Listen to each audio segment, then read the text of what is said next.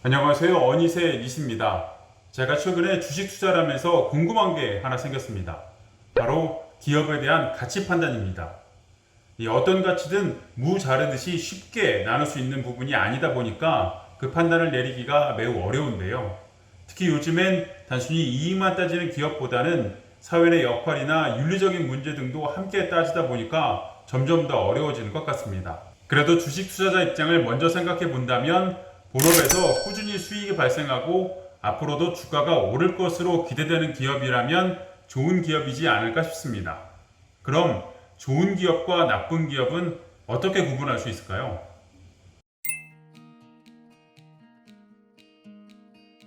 투자 관점에서 보면 안심이 드는 회사, 위험한 회사라고 봐야 되지 않을까요?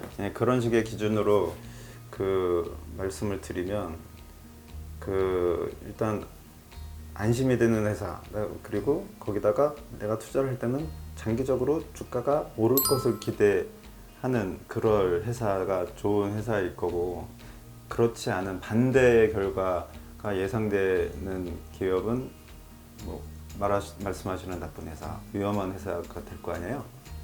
근데 이제 투자자들이 가장 먼저 생각하는 게 부채 비율이 높은 회사, 빚이 많은 회사는 나쁜 회사다, 뭐 이런 식의 생각을 하시는 분들이 많은데, 이 오해는 반드시 좀 풀고 가고 싶어요. 무차익 기업은 좋은 기업이고, 빚이 많으면 나쁜 회사라는 것은 정말로 잘못된 상식이에요. 반드시 투자에 있어서는 이 좀 짚고 넘어가야 되는 항목이라고 할 수 있어요. 제가 비교를 해드리면, 우리나라에 코스피 시장이 있고 코스닥 시장이 있어요. 쉽게 말하면 일부 시장, 2부 시장이에요. 그죠? 예, 좀 괜찮은 기업은 일부 시장에 들어가는 거고, 좀 덜 괜찮은 기업은 2부 시장에 들어가잖아요. 이 일부 시장과 2부 시장의 기업들을 딱 단면으로 잘라서 비교를 해보면, 일부 시장에 있는 기업들은 빚이 많아요. 2부 시장에 있는 기업들은 무차익 기업이 많아요. 코스닥 기업에는 무차익 기업이 많습니다. 왜 그럴까요? 왜 그럴까요? 좋은 기업이 많아서 그럴까요?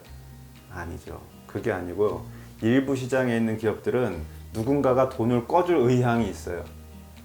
그 회사는 돈을 차입할 능력이 있는 회사들이에요. 그런 회사들이 많은 회사가 일부 기업이고요. 2부 기업은 무차익 기업이 많다 그랬잖아요. 그쵸? 빚을 꿀 필요가 없어서 무차익 기업이 아니라, 빚을 꿀 능력이 없어서 무차익 기업인 회사들이 더 많다는 거예요.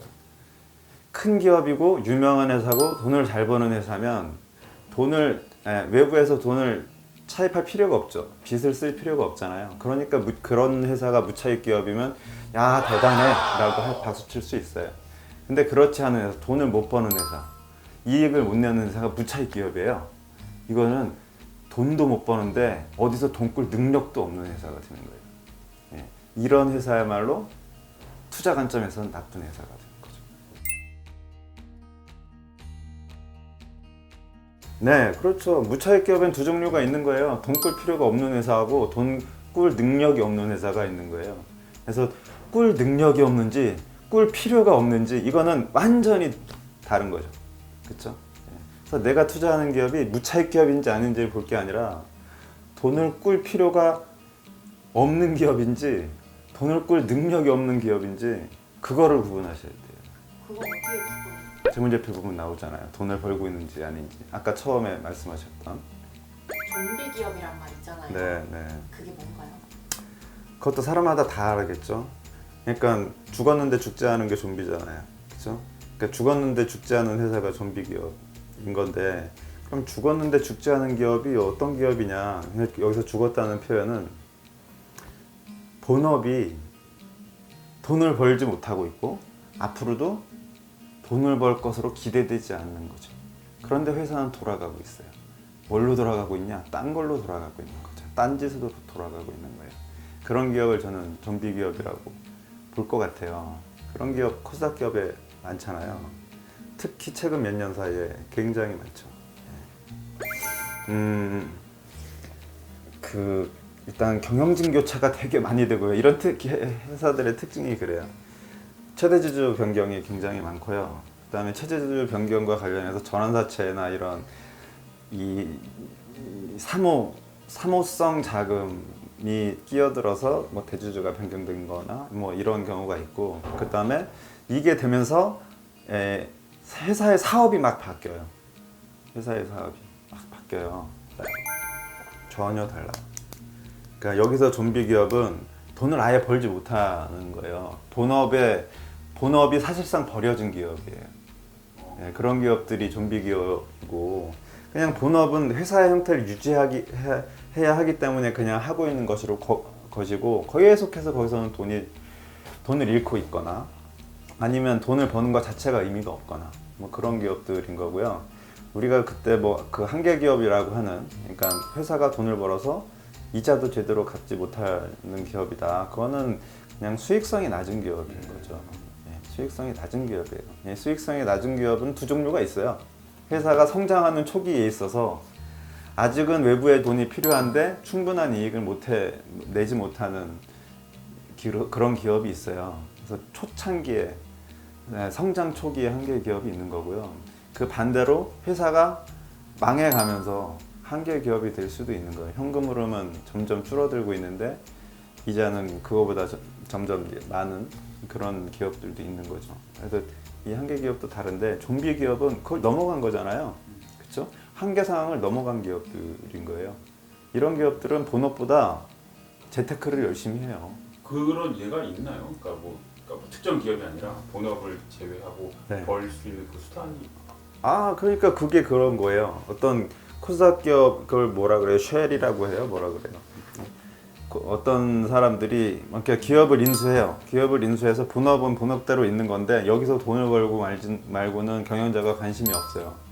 그래서 외부에서 자금을 끌어들여서 이 기업이 다른 기업을 인수해요. 다른 기업의 지분을 사요. 그러니까 이게 M&A의 이슈로 뜨는 거죠. 그러면 그때 주가가 폭등해요. 그럼 이 사람들은 주식을 팔고 나가요. 그런 거예요. 그래서 이런 기업들은 투자 자산이 많아요. 보면 투자 자산, 특히 이 주식, 다른 기업 주식이 많아요. 그래서 다트 아시죠? 다트. 네. 금융감독원에서 하는 공시 사이트 있잖아요. 그 다트에 어떤 기업을 딱 쳐보면 공시한 리스트들이 쭉 나오잖아요. 공시가 무지무지 잦은 기업들이 있어요.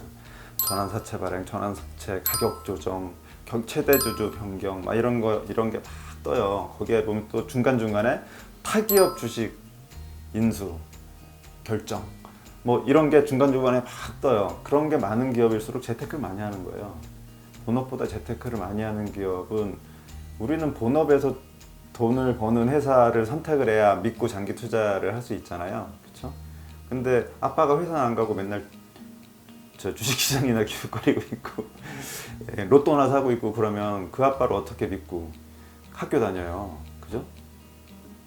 그렇잖아요. 그런 거랑 똑같아요.